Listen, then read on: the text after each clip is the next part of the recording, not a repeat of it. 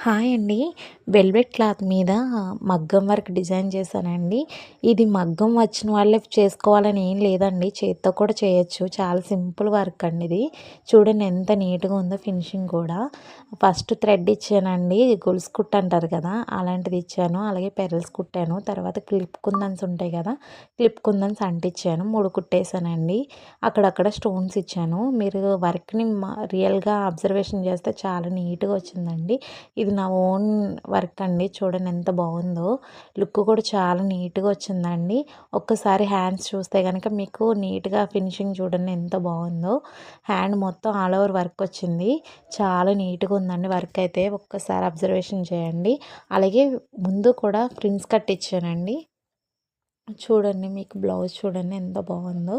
అలాగే frills cut piping కూడా ఇచ్చాను. చూడండి ఎంత నీట్‌గా వచ్చిందో పైపింగ్ కూడా.